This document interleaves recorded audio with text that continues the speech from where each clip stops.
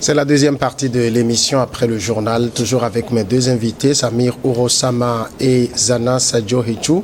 Ensemble, on va continuer donc les discussions. On part maintenant du côté du Sénégal pour évoquer la large victoire du PASTEF. Le parti au pouvoir au Sénégal a remporté plus de 3/4 des sièges de députés aux législatives qui étaient organisées le dimanche passé. C'est ce qu'indiquent donc les résultats nationaux provisoires publiés jeudi qui confirment donc ce raz-de-marée.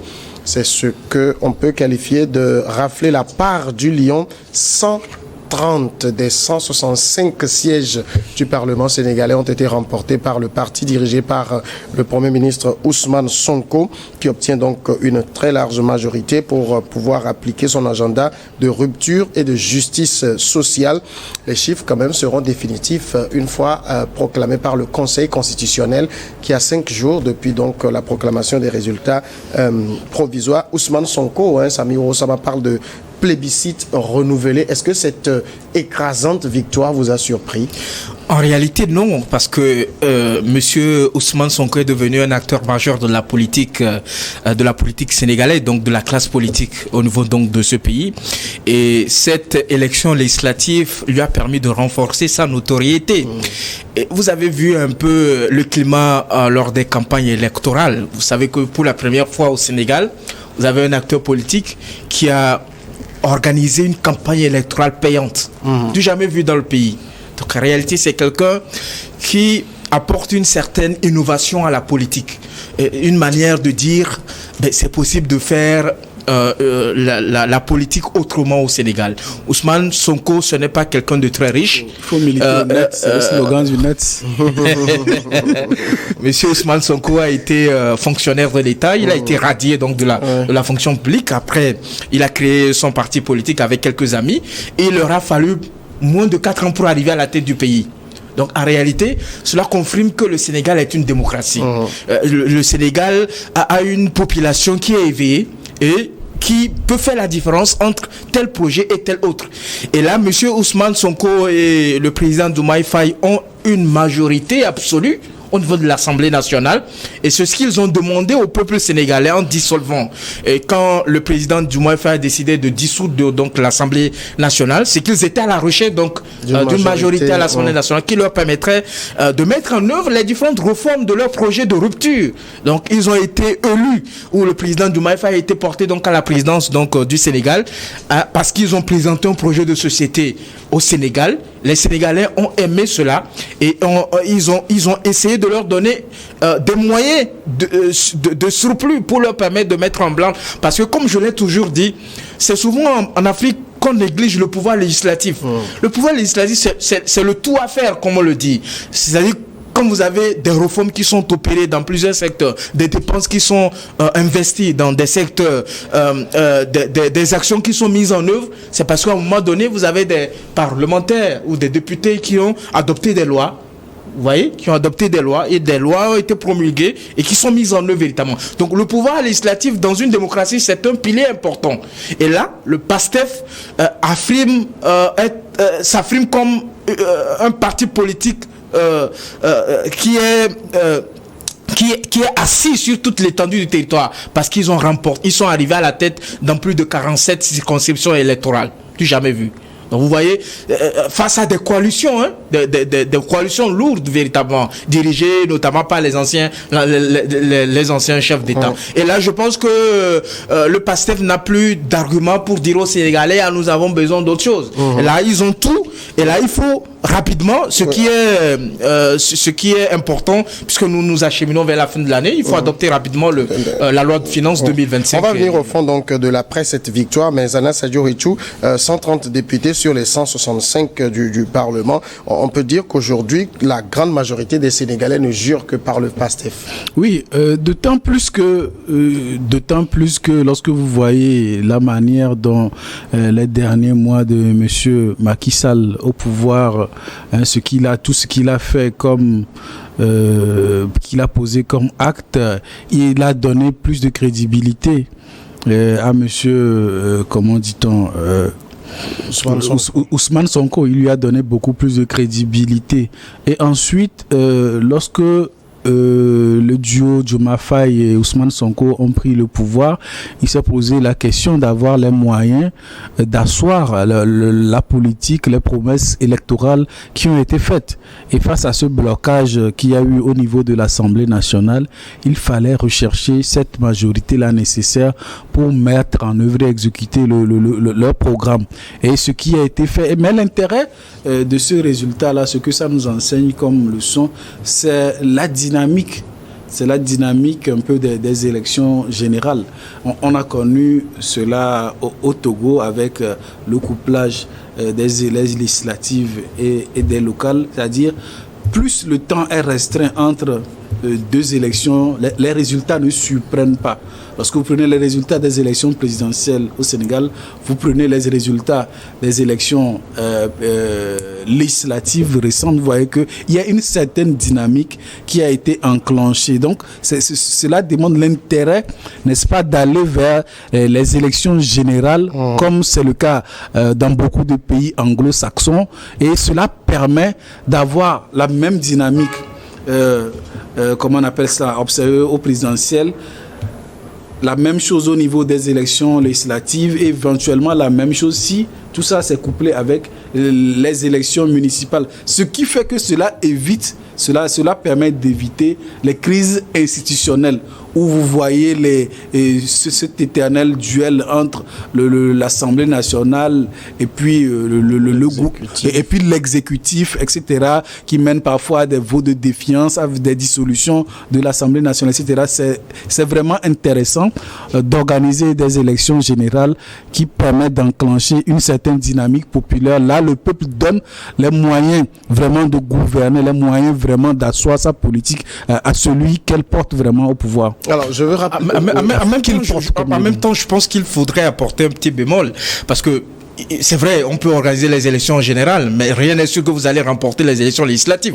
Vous pouvez arriver en tête au niveau de l'élection présidentielle et perdre la majorité. C'est rare quand même. Nous avons vu dans les pays anglo-saxons, au Ghana par exemple, et c'est un exemple palpable, où vous gagnez l'élection présidentielle, mais vous n'arrivez pas à obtenir la majorité au niveau de l'Assemblée nationale. Alors, ce qu'il faut dire au niveau du Sénégal, quand vous regardez un peu les trois présidents, c'est-à-dire Abdou Diouf, après Abdoulaye Wade, Macky Sall, quand vous regardez un peu la tendance, c'est que lorsque vous arrivez à la tête donc du pays, vous êtes en vogue véritablement. Donc, quand vous êtes en vogue, ça veut dire que vous remportez l'élection présidentielle et en même temps, nous l'avons vu au temps de Macky Sall, il a aussi remporté l'élection législative qui a suivi. Donc, c'est-à-dire que les Sénégalais ont pris cette habitude de vous donner tous les moyens pour vous permettre de mettre en œuvre. Il y a une dynamique vertueuse. Il y a une dynamique véritablement, mais après, ils pourront vous juger sur votre capacité à apporter des solutions concrètes. C'est pour cela que je dis, c'est trop tôt de dire que bon, le PASTEF va faire du miracle, parce que la politique c'est autre chose. La réalité du pouvoir, qui aurait dit ou qui aurait prédit que Macky Sall allait se comporter comme ça? Personne. À l'époque, vous avez vu, Abdoulaye Wade aussi était comment on appelle ça, il était célébré par le peuple sénégalais. Et après, vous avez vu, il s'est entêté pour se présenter pour la troisième fois. Après, vous avez vu ce qu'il est arrivé. Mais quand Macky Sall a commencé par poser des dérives, le peuple sénégalais a vite fait de regretter Abdoulaye Wade, notamment sur le plan économique. Et là, aujourd'hui, vous avez Macky Sall qui est regretté, qui est déchanté par le peuple sénégalais. Je ne prédis pas cela, mais en réalité, lorsque vous expérimentez une nouvelle gouvernance et que vous n'êtes pas satisfait, vous avez vite fait de regretter celui que vous avez renvoyé. Il y a quelques mois, je vais citer ces propos d'Ousmane Sonko. Ousmane Sonko disait que pour la démocratie, qu'il n'est pas bien de confier la majorité parlementaire au parti qui est au pouvoir, qui est l'exécutif. Aujourd'hui, il se retrouve au pouvoir, il a demandé cette majorité qu'il a obtenue. Si on prend cela en compte, ça veut dire tous les œufs sont dans le même panier et quand ça tombe, ça se casse. Oui, en réalité, je pense que ce qu'il voulait toucher, c'est le contrôle de l'action gouvernementale faite par le Parlement.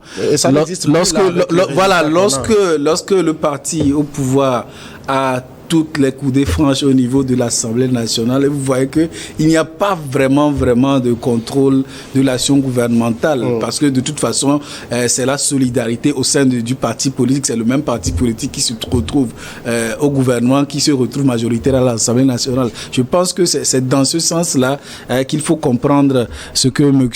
Ousmane Sonko a dit. Oui, en même temps, je pense qu'il faudrait préciser qu'en réalité, cette majorité qui est obtenue par le PASTEF est un cadeau tombé du ciel pour Ousmane Sonko, qui a des dossiers en attente. Vous savez que lorsqu'ils sont arrivés au pouvoir, je pense en septembre, ils ont lancé un audit des comptes donc, du pays.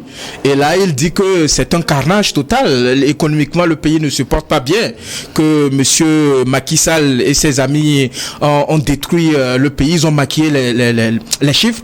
Et là, l'audit a été rendu public et il a transmis cela à la Cour des comptes qui va valider et il a dit qu'en réalité qu'il y aura des poursuites judiciaires et le Parlement jouera un rôle important. Et autre dossier, vous savez que ce n'est pas de l'acharnement politique comme au Bénin par exemple. Mais le temps nous permettra de voir les choses. Vous savez que M. Macky Sall avait signé une loi d'amnistie qui a permis à beaucoup de militants de PASTEF de retrouver la liberté. Et dans cette loi d'amnistie, ceux qui ont posé des actes comme lui par exemple, ceux qui ont gouverné pendant cette période-là sont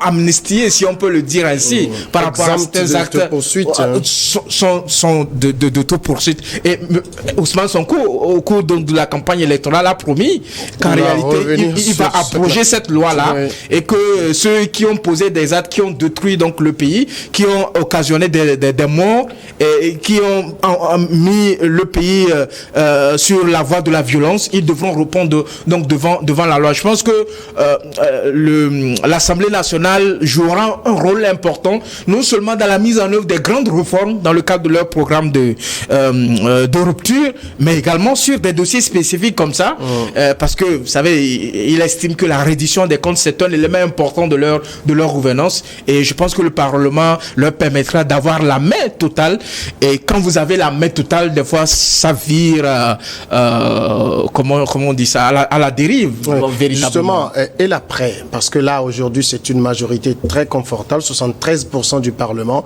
au sein du contrôlé par le PASTEF. Le PASTEF ne pourra plus avoir d'excuses quelconques. Non, ils n'ont plus d'excuses. Ils ont demandé à ce que le peuple leur donne les moyens la soirée d'exécuter leur politique, leurs promesses électorales. Donc, c'est le moment venu d'être dans l'action, puisque désormais, ils savent qu'ils n'auront plus d'excuses. Et donc, je crois qu'ils doivent s'atteler à réaliser ce qu'ils ont promis. Et là, aux prochaines échéances électorales, les populations sénégalaises seront appelées à leur renouveler ou pas leur confiance. Et les promesses, ils en ont fait beaucoup. Absolument, ils en ont fait beaucoup parce que pour eux, la rationalisation des dépenses publiques est importante. Donc, il faut réduire le train de vie donc, de l'État. Et en même temps, il faut gérer la dette parce que le pays est très endetté. Et vous savez que au Sénégal, vous avez énormément de problèmes. Le problème d'accès aux soins de santé, ils ont promis faciliter donc l'accès aux soins de santé, étendre donc l'électrification à l'ensemble du territoire, le renforcement de la formation donc des jeunes. Vous savez que le taux de chômage des jeunes est très élevé, ce qui fait que plus de 20%. En termes d'immigration, contrairement peut-être à ce que les gens ne savent pas, c'est qu'au Sénégal, les jeunes prennent plus le bateau, la Méditerranée que les pays comme les nôtres, le Togo, le Bénin et tout cela. C'est un pays démocratique. Absolument. Donc ils ont prévu, ils ont également promis renégocier les contrats parce qu'ils estiment que lorsque vous gérez souverainement les ressources minières de votre pays, ça vous permet donc de faire beaucoup plus de recettes, et donc quand vous avez beaucoup plus de recettes, ça vous permet d'investir et également. Donc je pense qu'il y a énormément de choses sur lesquelles le peuple sénégalais les attend, notamment la jeunesse, parce qu'en réalité le Sénégal que nous avons aujourd'hui attends, quand vous prenez un peu dans l'espace UEMOA, le budget donc du Sénégal par rapport à ce qu'ils estiment mobiliser en 2025, c'est à peu près 5700 et quelques, donc à peu près 6 000 milliards. Donc quand vous prenez la zone de l'UEMOA, vous avez la Côte d'Ivoire qui a 15 000 milliards. Donc économiquement, le Sénégal ne se porte pas bien, même si c'est une grande nation qui a également des ressources, qui a découvert récemment le pétrole, qui devra contribuer à redorer donc l'économie donc de ce pays.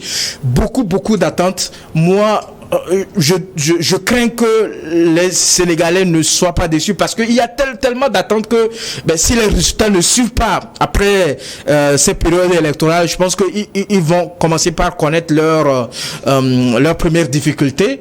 Peut-être ils vont faire comme nos amis du Sahel. Ils vont commencer par brandir la question du néocolonialisme, de l'impérialisme. Ils vont essayer de faire d'arrêter les gens comme les Amadou Ba, les gens qui ont gouverné le pays sous Macky Sall. Et vous savez que le peuple aime ça. Et quand ils vont commencer cela, ils vont oublier, ils ont vite fait d'oublier l'essentiel et on fera face à la réalité. En tout cas, l'idéologie qu'ils prônent, c'est un panafricanisme de gauche. On va suivre de très près. Mais aujourd'hui, sur le plan économique, le Sénégal ne se porte pas très bien parce que vous savez que le Fonds monétaire international a suspendu un programme d'aide au pays. Il y a aussi des agences de notation qui ont dégradé la note du Sénégal. Oui, la dégradation de la note du Sénégal, je crois que c'était par rapport à la révélation faite par le Premier ministre Ousmane Sonko lui-même, qui a dit qu'une partie de la dette sénégalaise avait été cachée. Et lorsque ces institutions internationales ou bien ces agences de notation, ils savent ou bien ils apprennent que vous avez ou bien des gens avaient menti sur le niveau de la dette, naturellement, et il revoit à la baisse la notation. Sur le plan financier, vous savez, le deuxième mandat de M. Macky Sall a été marqué par plusieurs détournements. Et donc, lorsque ces bailleurs internationaux ils remarquent que les accompagnements, les financements ne sont pas vraiment gérés, il y a une certaine opacité ou bien sont détournés carrément, il y a une réticence, n'est-ce pas, à renouveler ces partenariats-là et à les reconduire. Et donc, je pense que c'est ce qui explique, n'est-ce pas, cette réticence-là de la part d'un certain bailleur de fonds internationaux. Et cela impacte forcément la situation financière du Sénégal et économique du Sénégal. Et ça va être quand même un chantier, j'ai envie de dire, assez laborieux pour le nouveau pouvoir. Non, je pense que c'est laborieux, mais il donne des signes vraiment de se préoccuper de cela parce que ils ont lancé un certain nombre d'audits et je crois avec la confirmation que les populations sénégalaises viennent de leur donner, cela leur permet d'avoir les moyens, je dirais, juridiques pour lancer un certain nombre d'initiatives d'assainissement des finances publiques, de rationalisation des dépenses et de renégociation, n'est-ce pas, des contrats miniers. Oui, lorsque vous faites une sortie où vous accusez l'ancien régime d'avoir menti le Sénégal et les partenaires par rapport au déficit donc public que vous estimez être 2 fois plus supérieur, parce que Macky Sall estime que c'est le déficit public est à 5,5 et vous estimez que c'est le double à 10,5. Donc vous savez, lorsque vous êtes aux affaires, que vous donnez des informations, les partenaires ne vont que se fier à ce que vous avez donné comme information. C'est pourquoi, en réalité, quand vous êtes politique, il faut savoir, même si derrière il y a des calculs politiques, parce qu'il a tenu ces propos-là, non seulement au moment où il rendait public l'audit des comptes publics, mais lors de la campagne. Et Macky Sall a répondu qu'il a laissé les signaux ouverts. Et c'est sa sortie qui a amené à ce que les agences de notation revoient en baisse donc perspective du Sénégal sur le plan international. Donc je pense que lorsque vous êtes un politique, il faut savoir comment même si vous estimez que la gouvernance antérieure n'a pas laissé une note assez intéressante dont vous héritez, il faut savoir comment faire les sorties. Parce qu'en réalité, qu'est-ce ils ont envoyé le rapport à la Cour des comptes. Je pense qu'il fallait juste attendre que la Cour des comptes, parce que c'est l'expert public en termes de dépenses publiques. Donc vous laissez l'expert, qui est la Cour des comptes, analyser l'audit qui a été les résultats qui ont été obtenus suite à l'audit, et après donc techniquement présenter ces résultats donc aux partenaires, donc organiser des rencontres avec les partenaires, et lorsque vous allez sur le champ politique, que vous tenez de tels propos, vous contribuez à dégrader la situation économique de votre pays. Mais en même temps, je pense que Ousmane Sonko est dans une logique donnée, parce que c'est quelqu'un qui estime qu'en réalité, lorsque vous êtes homme politique, lorsque vous êtes homme politique et vous êtes riche, c'est anormal. C'est-à-dire que lorsque vous êtes homme politique et que vous êtes immensement riche, vous êtes trop riche, c'est-à-dire qu'à un moment donné, vous avez fait ce qu'on appelle du détournement des deniers publics. Donc en réalité, c'est la gestion des finances publiques qui a été mal faite. Et quand la gestion des finances publiques est mal faite, le pays est endetté, le pays est obligé d'aller chercher le financement sur le plan international. C'est l'exemple palpable donc du FMI qui voulait décaisser une somme importante pour le Sénégal. Et suite à cette sortie, le FMI dit qu'ils attendent à ce que la Cour des comptes examine ces résultats qui ont été obtenus à la suite donc de l'audit, et après ils pourront donner une position assez claire là-dessus. Ça veut dire que économiquement c'est pas rose, et puis il y a aussi toujours sur le plan économique la dette intérieure qui est très élevée. L'État doit beaucoup d'argent aux entreprises. Oui, tout à fait. Et je voudrais rebondir sur ce que vient de dire mon co-débatteur. Lorsque vous êtes un agent public et tout le monde sait que vous n'avez pas forcément hérité d'un patrimoine conséquent, et on sait un peu le niveau moyen des salaires au niveau de l'administration, et qu'en l'espace de quelques années on vous retrouve à la tête de centaines de millions sur vos comptes, mais naturellement on se demande d'où proviennent ces fonds-là.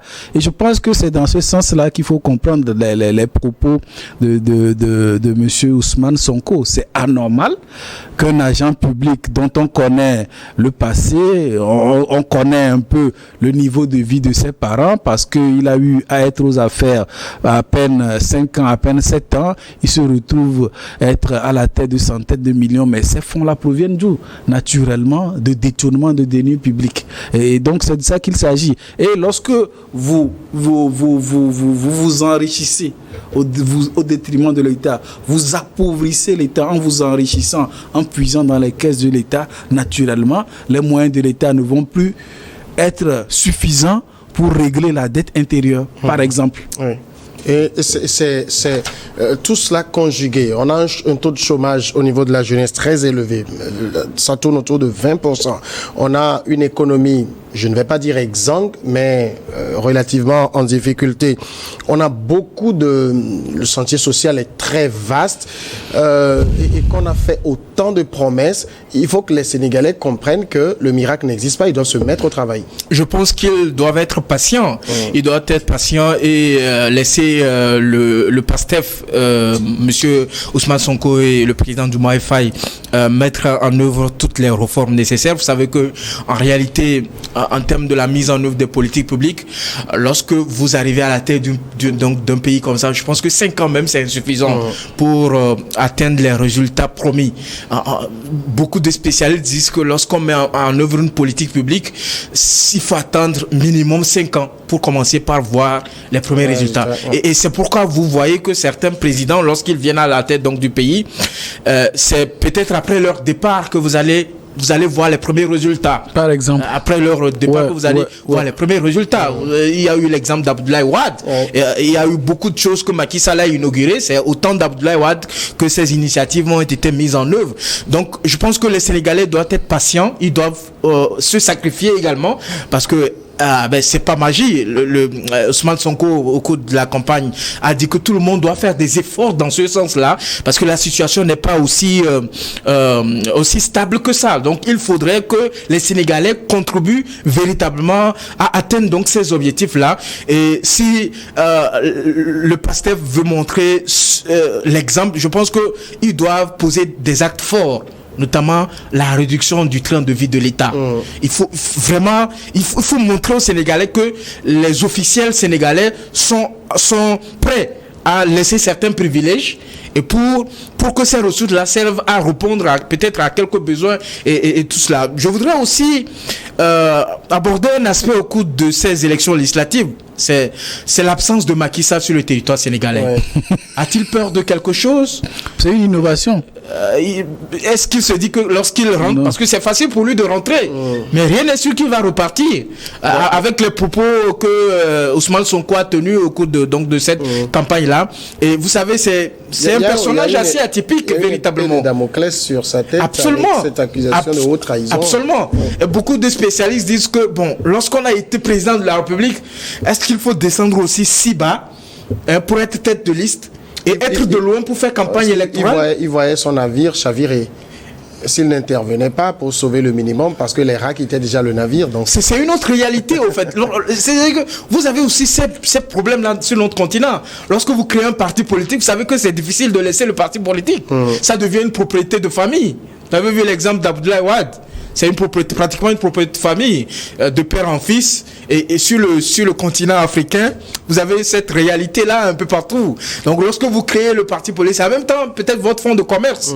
Puisqu'en réalité, quand vous prenez nos pays africains, au lieu qu'on retrouve les hommes riches dans le secteur privé, c'est les hommes politiques qui sont plus riches.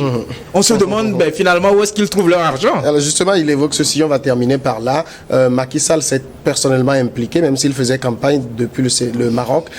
Ça n'a pas pesé. Il y a eu l'ancien Premier ministre Amadou Ba, ça n'a pas pesé. Barthélémy Diaz, ça n'a pas pesé. Comment expliquer cette dégringolade de ce qui est devenu aujourd'hui l'opposition sénégalaise?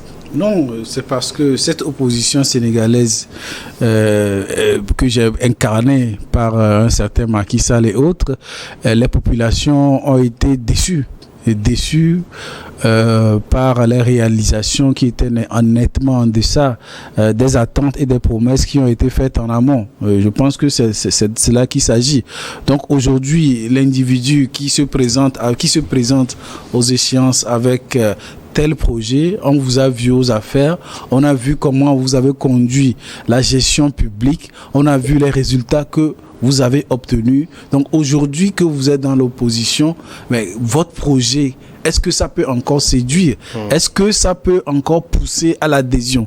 Et je crois que c'est ce genre de considérations qui ont poussé les Sénégalais à, n'est-ce pas, adhérer massivement aux promesses électorales faites par Ousmane Sonko et Diomaye Faye. Donc, disons qu'il y a eu tout d'abord une certaine fièvre, une certaine poussée, une dynamique enclenchée par les résultats des élections présidentielles, mais il y a eu aussi ce rejet de ceux qui avaient incarné le pouvoir, qui ont également bénéficié du haut pouvoir.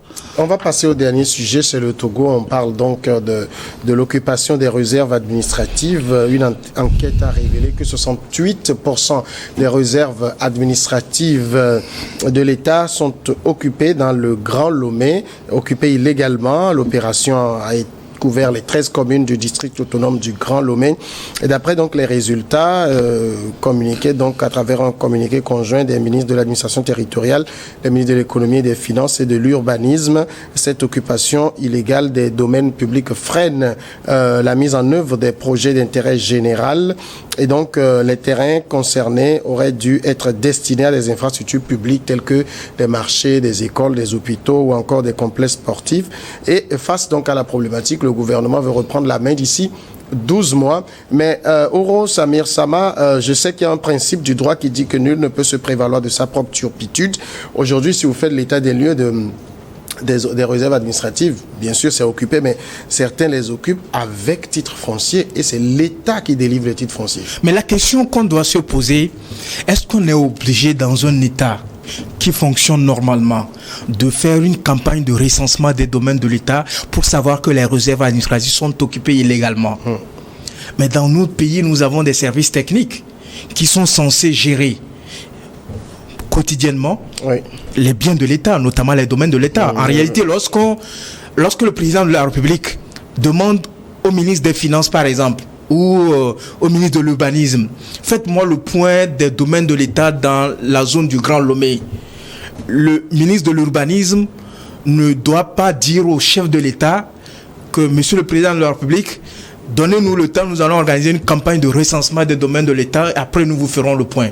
Les services techniques doivent être prêts et doivent être en mesure de fournir en détail les éléments qui donnent une situation exhaustive des domaines de l'État et que ces domaines de l'État soient dans une situation de sécurité. C'est-à-dire que ces domaines de l'État ne doivent pas être occupés par des citoyens parce qu'en réalité, un domaine de l'État sert, les terrains de l'État servent toujours à la réalisation des projets d'intérêt général. Donc l'État a failli. L'État a failli complètement. Et en réalité, si moi j'étais aux affaires, tous les fonctionnaires de l'État qui occupent des services techniques, qui n'ont pas été capables, au cours de ces 15 dernières années, de faire en sorte que les domaines de l'État soient dans une situation de sécurité, je les dégage véritablement. Ça veut dire qu'ils ne sont pas compétents. Ils ne peuvent pas gérer véritablement, on ne peut pas leur confier le patrimoine commun qui appartient aux Togolais. Donc sur ce point, l'État a failli parce que où est-ce que l'État était quand les gens occupaient illégalement le domaine public? Où est-ce qu'ils étaient? Mais nous sommes dans un petit pays. Ça fait quoi? 56 600 km². Lomé ne fait pas la moitié donc du territoire national. En 30 minutes, on a fait. Absolument. Donc en réalité, ça veut dire que si les gens ont occupé illégalement les domaines de l'État, c'est-à-dire que ceux qui sont placés au niveau des services techniques ont contribué à ce que les gens occupent les domaines publics. On doit leur demander, ceux qui occupent aujourd'hui les domaines publics, avec 3 tampons dont vous dites, peut-être certains avec titre foncier, lorsque vous êtes venus, par exemple au cadastre, pour avoir ces certifications, ces titres-là, mais qui vous a donné cela? Qui était directeur du cadastre? Qui était directeur de telle division? Il faut que les têtes tombent. Il faut que la justice joue pleinement son rôle. Maintenant, de deux, il y a une autre réalité dans notre communauté. Parce que vous savez que lorsque vous êtes dans une localité, pour ceux qui étaient là avant, dans une zone, lorsque vous arrivez pour acheter un terrain, mais souvent vous entendez des bruits. À Mégan, ici, là, c'est réserve administrative, il ne faut pas aller. Mais comme le monsieur, il connaît quelqu'un de l'administration publique qui est bien placé, et sur qui il compte, il dit, le gars dit, mais non, vas-y, c'est nous qui dirigeons le pays. C'est nous qui sommes mal. Mais après, ça retombe sur la tête des gouvernants. Pourtant, c'est vous, le directeur du cadastre ou le directeur d'un service technique. Donc, on laisse la personne acquérir le bien.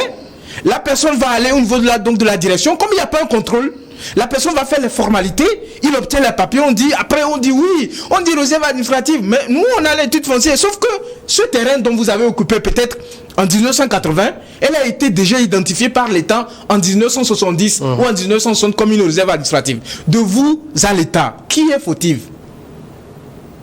Non, c'est vous qui êtes fautif, parce que quand on regarde les papiers, l'État dit que le terrain est une réserve administrative depuis 1970. Voilà les papiers qui prouvent ça. Vous venez avec votre titre foncier. Que voilà, moi j'ai acquis ce lopin ou ce lot en 1970. Voilà les papiers aussi. Donc en réalité, on doit situer les responsabilités pour que les têtes tombent et que les citoyens puissent recouvrir leurs droits. Parce que c'est certain qui les a induits donc en erreur. Ouais, en fait, le principe au Togo, c'est que les terrains appartiennent aux collectivités. Mais lorsqu'elles font le morcellement, 50% reviennent à l'État. Il faut tracer les routes et puis dégager les réserves administratives. On est dans le Grand Lomé, on n'est pas dans la banlieue pour dire qu'il y a des lotissements clandestins comme les fameux topographes aiment le dire. Dans le Grand Lomé, en fait, ce que l'État est en train de nous dire, c'est que depuis longtemps, je ne connaissais pas mes terrains. Ce qui est quand même grave quand c'est dit comme ça, puisque en réalité, on vient de dire quoi? Lorsque je veux savoir le nombre des domaines publics Aujourd'hui, tout est informatisé. Je suis en mesure de lancer la requête depuis mon ordinateur et on me sort la liste. Donc, en réalité, ce recensement n'aurait pas dû avoir lieu. J'ai la liste de mes réserves. Et là, ce que je peux faire, peut-être que c'est dans le sens là qu'on parle de recensement, aller vérifier sur le terrain ce que ces réserves-là sont devenues. Sinon, en amont, on connaît déjà le nombre de réserves dans le Grand Lomé. En principe, s'il y a un système informatisé qui a su sauvegarder toute cette cartographie ou bien un plan comme les gens l'appellent. Donc ce qui est en train de se passer actuellement, je pense plutôt qu'il s'agit de vérifier de l'effectivité de la disponibilité de ces réserves-là. Donc on va dire que ce terme de recensement, on va leur concéder ça, que ce terme de recensement est un abus de langage de leur part. Mais ceci dit, ce qui est plus grave, c'est de remarquer que certains ont pu avoir des titres fonciers sur des terrains de l'État. Et ça, c'est grave. Ça veut dire que les agents publics, en toute connaissance de cause, ont posé des actes qui vont en contre aux intérêts de l'État. Et il y a quelques années, j'étais en relation avec une entreprise qui portait un projet de logements sociaux. Ils sont venus faire les prospections au Togo. Ils disent mais c'est quasi impossible parce que lorsque les terrains n'appartiennent pas à l'État mais à des collectivités, mais sachant que les populations naturellement spéculent sur le prix du terrain, alors ça va être difficile de faire vraiment du logement social. Donc je pense que la situation où l'on en est aujourd'hui, d'ailleurs vous remarquerez, je dis n'importe quoi, dans notre enfance il y avait beaucoup d'espace disponible pour jouer au foot. Aujourd'hui vous remarquerez que ça n'existe carrément plus, hein. Et est-ce que vous voyez encore des jeunes aller jouer sur des terrains disponibles? Il faut les chercher. Il faut vraiment les chercher. Et malheureusement, quand ces réserves existent, c'est pour les consacrer à la création de bars, etc. Et aujourd'hui, l'intérêt même de ces réserve administrative, en parlant-en, est-ce qu'aujourd'hui il y a un jardin public où lorsque je veux aller discuter au calme avec Samuel, avec monsieur Ouro, on peut aller s'asseoir dans un jardin public, profiter de la fraîcheur? Vous verrez qu'aucune commune, aucune mairie n'a eu ce projet de développer un espace vert où des gens peuvent aller calmement se reposer, se promener sous, n'est-ce pas, des fleurs, des grands arbres. Ça n'existe pas parce que il n'y a vraiment pas de terrain disponible pour ça. L'État n'a pas de terrain disponible pour ce genre de projet. Tout a été vendu, 68% dans le Grand Lomé. Et ça, c'est dans le Grand Lomé. Vous imaginez ce qui est en train de se passer hors du Grand Lomé, là.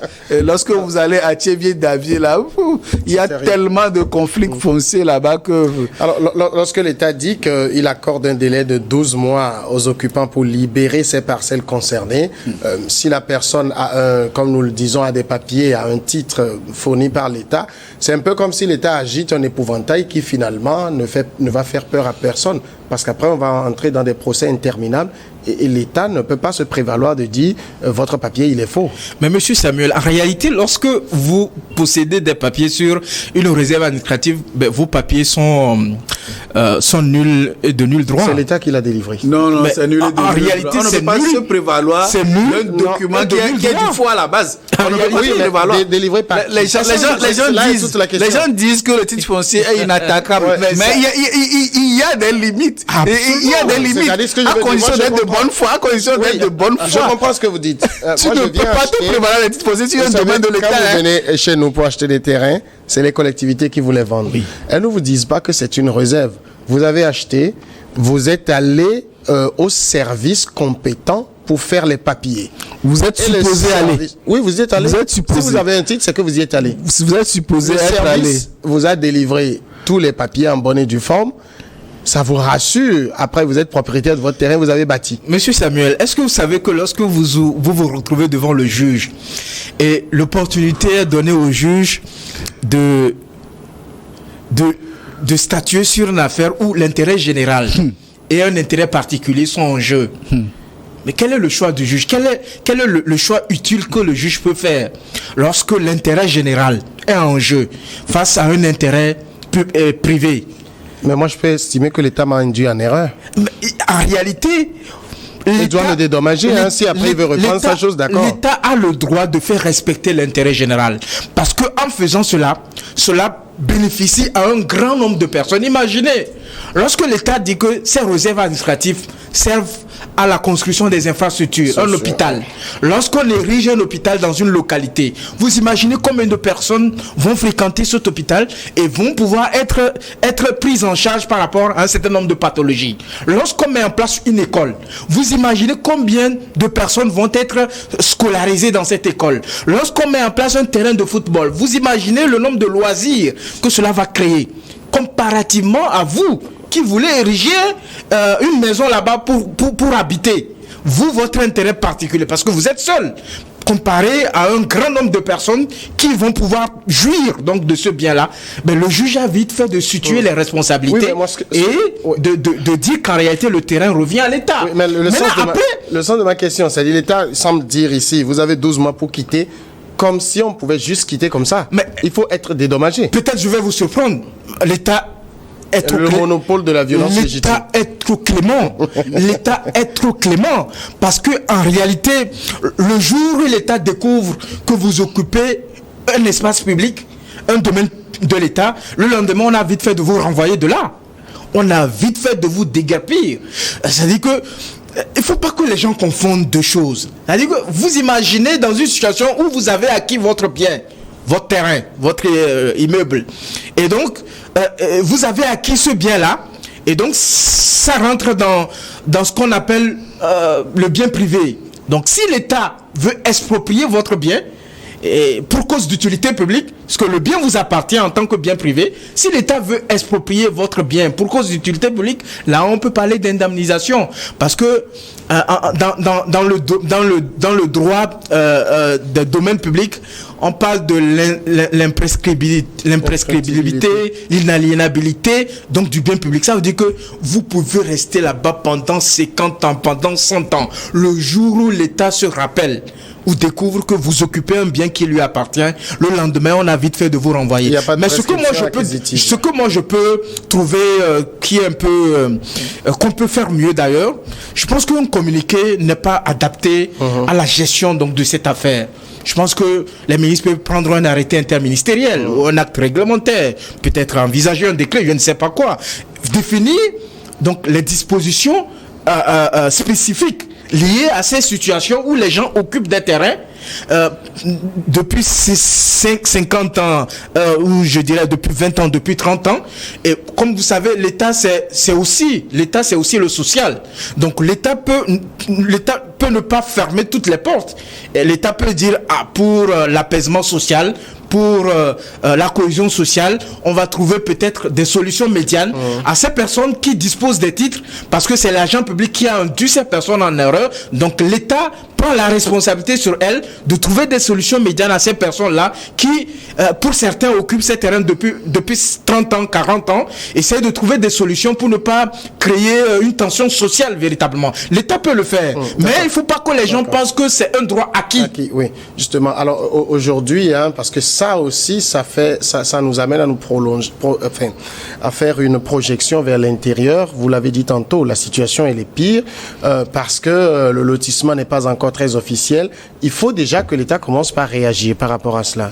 Oui, mais est-ce que vraiment dans ces conditions-là, est-ce que ce problème risque de s'arrêter un beau jour? Je pense que je serais pessimiste si je devrais répondre à la question, d'autant plus que les gens, ils vont plus vite que l'État. Les gens, ils construisent avant que l'urbanisation, le lotissement fasse son travail. c'est après avoir construit que on cherche à savoir là où se trouvent les rues, là où devraient passer les rues, etc., etc. Mais moi, je pense que si ce travail devait être fait de manière utile, il serait bien déjà que les autorités en charge de ce recensement essayent de mettre sur la place publique la cartographie de ces domaines-là. Comme ça, déjà en amont, je sais que là où mon bâtiment, ma maison, mon immeuble est situé, je vais construire sur un domaine. C'est une proposition que nous sommes en train de faire. S'ils peuvent, n'est-ce pas, faire l'effort de mettre la situation de ces réserves administratives sur la place publique, ils auraient rendu grand service aux gens. Déjà en amont, les gens vont commencer par prendre les dispositions. Mais vous avez dit quelque chose qui est très vrai. C'est vrai que l'État va récupérer la réserve administrative sur laquelle les individus ont construit. Mais ceux qui, par exemple, disposent de titres fonciers, puisque c'est un agent de l'État qui a délivré cela, ils peuvent poursuivre l'État. Parce que celui qui les a induits en erreur incarnait l'État. Donc l'État lui-même peut se retrouver être poursuivi parce qu'un de ses représentants a induit les citoyens en erreur. Et donc ça va créer une boucle, un cercle vicieux du serpent qui se mord la queue, d'où des conditions d'apaisement pourraient être trouvées à ce genre de situation. Messieurs, merci beaucoup. Ouro Samir, merci d'être passé dans cette émission. Avant, peut-être vous permettez que je place un mot. Nous sommes en période de fin d'année. Donc, c'est les fêtes d'année qui s'approchent. Vous savez que depuis un bon moment, quand vous circulez à Lomé, les feux tricolores ne marchent pas dans beaucoup de carrefours, notamment les carrefours stratégiques à Décon, à GTA et dans la plupart des carrefours. Je pense que l'une des raisons qui cause des accidents en fin d'année pour les fêtes de fin d'année comme ça, c'est le non-fonctionnement donc de ces feux tricolores. Lomé est une petite ville. Je pense qu'aujourd'hui nous avons le gouverneur du district du Grand Lomé qui a pris fonction. Elle va se consacrer véritablement au bien-être donc de la ville de Lomé. Je pense que l'État doit prendre ses responsabilités. Il faut acheter les feux tricolores. Il faut changer les feux tricolores. Nous n'en avons pas assez à Lomé. Donc il faudrait que ces feux tricolores marchent pour rendre fluide la circulation. Merci beaucoup d'être permettre aux citoyens. Passé. Zana Sadio Etchou, merci. Oh, vive le Togo. Mais moi je me dis, est-ce qu'on a besoin d'importer? On peut fabriquer sur place. Donc fabriquer des feux tricolores. C'est ce que j'allais dire. C'est tellement basique qu'on ne va pas sortir des deniers publics pour aller enrichir un étranger quelque part. Nos ingénieurs qui sont formés à l'INSI, à l'université de Lomé, l'université de Kara, ils peuvent vraiment faire ça. Hein. Donc il faut qu'on commence par produire et consommer véritablement du local. Merci à tous d'avoir suivi Le Monde en 7 ce samedi. On se retrouve